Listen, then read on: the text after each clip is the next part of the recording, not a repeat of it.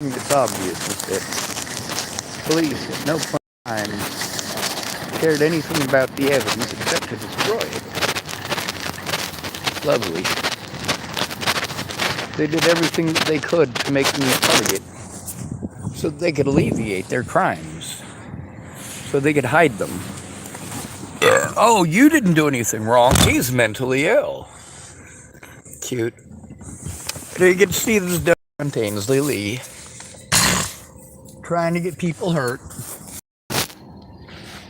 Now she commented, get a job, get a job. Fuck you. She also typed that I admitted to holding Natalie in my arms. Wanted to know how old she was. Never held Natalie in my arms. I held her hands once. One hand. Sorry. At Virginia Beach. Why was I at Virginia Beach? And who drove us there? Alicia Bollinger. She drove us. Alicia Bollinger drove me and Natalie and two drunk fucking idiots to Virginia Beach. And yes, we held hands. Oh my God. Holy shit, Sean Schwartz is a fucking evil son of a bitch. By the way, she was 18.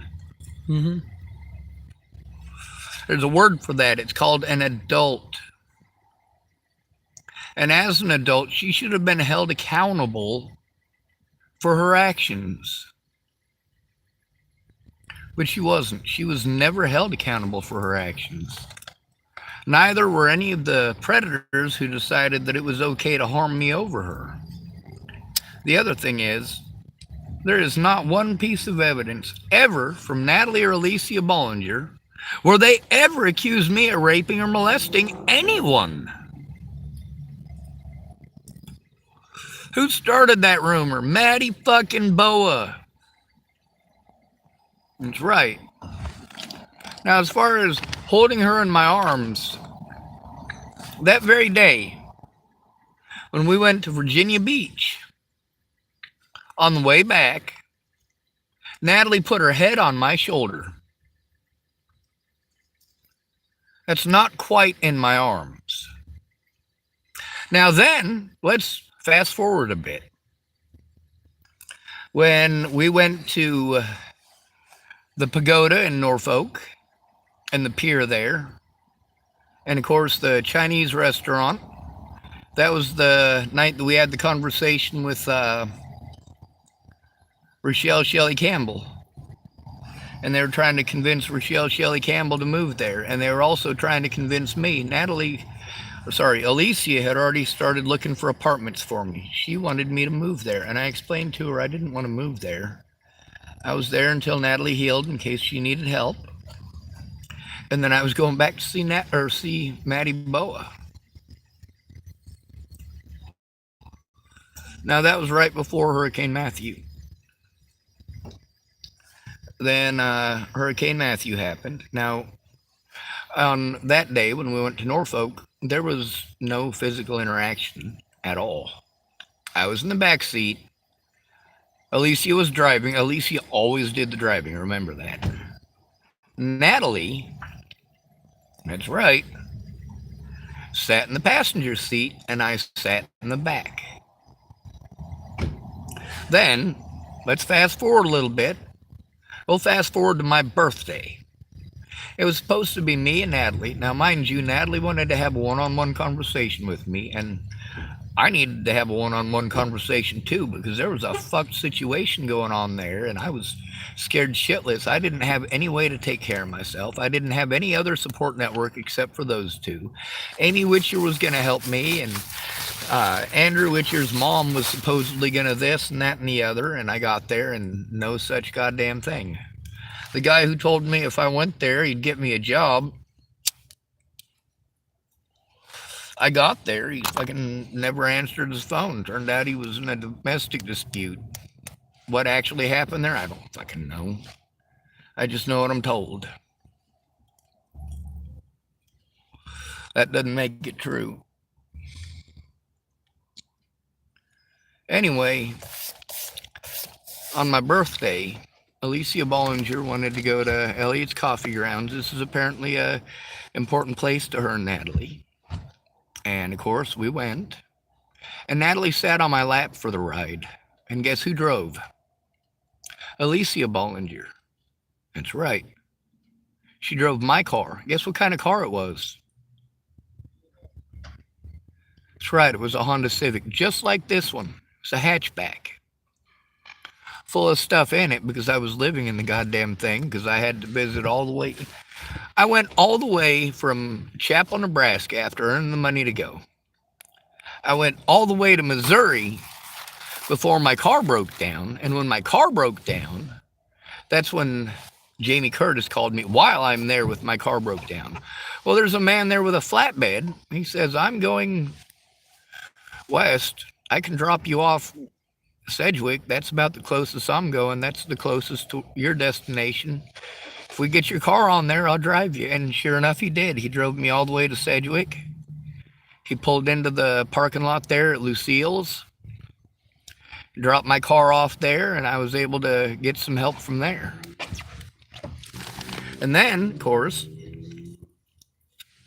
had to get my car to Chapel, get it fixed, spend the money that I had to go up and rescue Jamie and the boy. I helped them move. Even James admits that that part happened, that I did go all the way there, that I did help Jamie move out of his place. Different James than the one I'm talking about recently. That's the James with Jamie is James Payton. Anyway, after rescuing Jamie, I went back to Virginia. Well, I went to Chapel because I didn't have any money again. And I was able to make just enough to get to Virginia. Natalie had called me up and she explained to me that if I wasn't already on the road, she was going to fucking kill herself. And then she tried.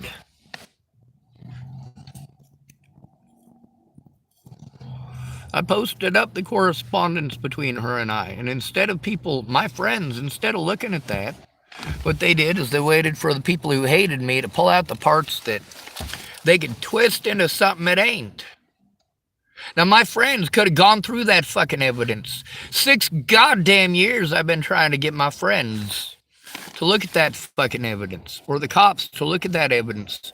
But I can't take it to the cops because they keep threatening, harassing, and intimidating me. I can't go to the hospital alone or I will get treated like a fucking junkie. Now, the other James that I've been in contact recently, he has offered to help me to try to turn this in tonight. And I'm hoping that happens. I'm not holding my breath because of what hundreds of other people have done. I get that he's not those hundreds of other people, but I'll believe it when it happens. And that's the problem with most of these folks. They expected me to just believe them, but they never had any follow through. They didn't care who was harmed. I might puke.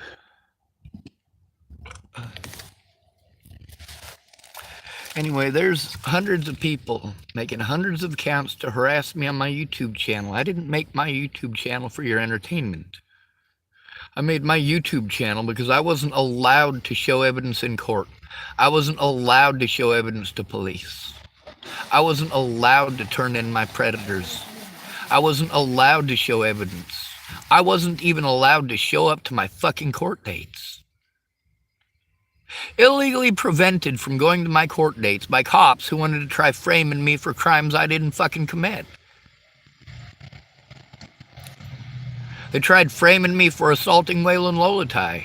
They had to drop the charges on that. They tried to frame me for assaulting people at Clearview. They had to drop the charges on that.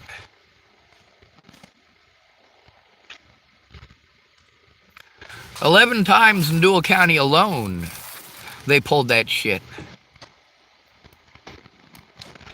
But how many people ever helped me to turn it in? Did Molly Smith ever help me to turn it in? Hell, she never even brought the evidence after literally years of needing that evidence, and she was finally going to deliver it, and she didn't.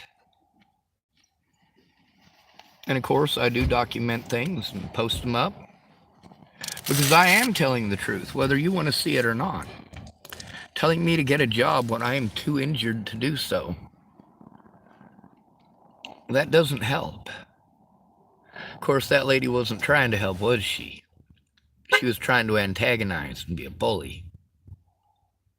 Now, as far as holding her in my arms, well, let me imagine this for you. There's me and Alicia Bollinger and Natalie Bollinger in a Honda Civic. They want to go to Elliot's Coffee Grounds. We could go in their vehicle, but they want to go in mine. Alicia drives. Her brother came out and he made a comment about keeping them safe. Abso-fucking-lutely, I'm going to keep them safe. I will not allow harm to come to Natalie and Alicia Bollinger. Will not fucking happen. Now, on the way there, Natalie sat on my lap.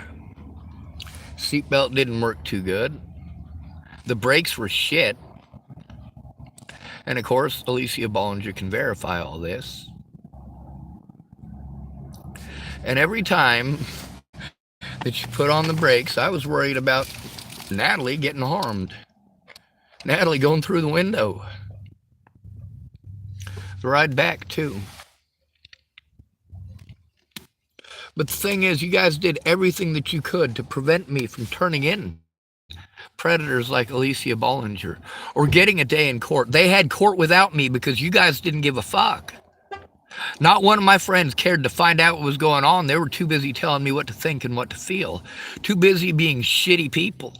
Now then there's people that are mandated reporters who are friends of mine, and they don't get to make excuses. They knew what they were doing is wrong. Caitlin Tatum knew what she was doing was wrong. Same thing with Terry Jepson. You don't have to be in the same jurisdiction. You don't have to be in the same state. You don't even have to be in the same country to turn in abuse against an at-risk adult.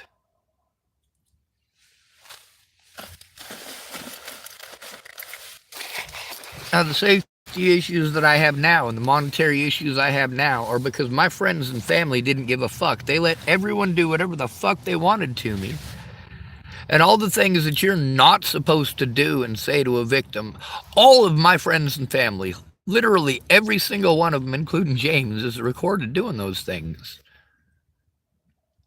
Many of them didn't mean anything by it, but I can't say anything about it, or they will get all up in arms and hateful and mean and make it all about them, and they tried to this and they tried to that. Did you try fucking listening? That's number one. That is the key right there. Listen. Listen to the victim. Don't make empty promises. Don't tell them you're going to do something if you won't. Make the calls with the victim. Go in with them in person. Offer to help. Actually offer to help. How the victim needs. You get to hear Mike, he wanted to make all sorts of suggestions that don't help out my situation. It just prolongs the inevitable. Inevitably, without assistance, all of my evidence will be stolen and I won't be allowed a court date. I won't be allowed. I can get a new court date based on the evidence, but not if you assholes keep fucking ignoring it till it's destroyed. Those body cameras.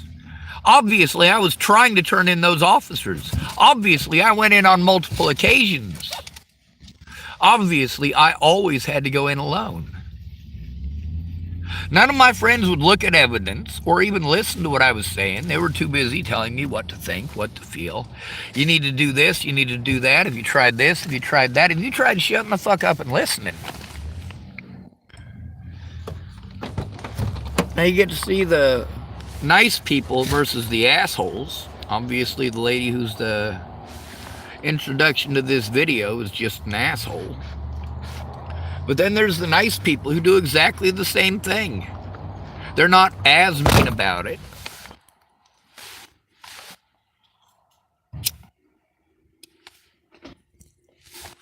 You also get to look at the fact that none of my friends looked at any of the evidence. They just wanted to argue or make decisions based on fucking rumors. I've got the evidence. Fucking take a look at it. You're supposed to believe the victim, right? Not tell them over and over that you believe them. They're trying to tell you about abuse that they're going through. They don't need you to interrupt them 10,000 times to say you believe them. And you believing them is not a valid excuse for looking away from the evidence they're trying to turn in. You need to get educated on the situation that they're in before you can help them. If you're busy selling wives' tales and, of course, bullshit mythology about autism that was shown to be mythology in the 1980s and 90s, but you allowed these predators to come at me. You allowed hundreds of thousands of people to take part in this. Like James said, this is global. I fucking know. I know. I know it's global. I know that my name is slandered globally.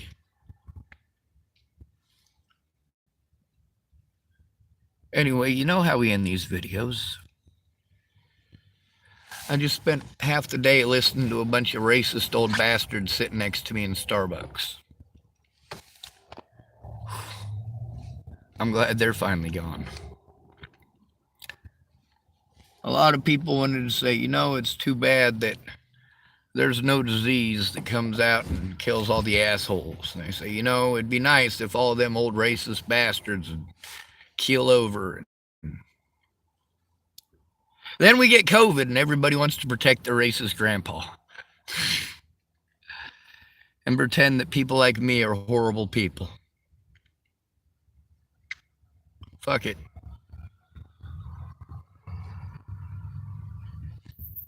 If you don't care about the victim, don't pretend to. You're wasting their time and you're being a predator by doing that.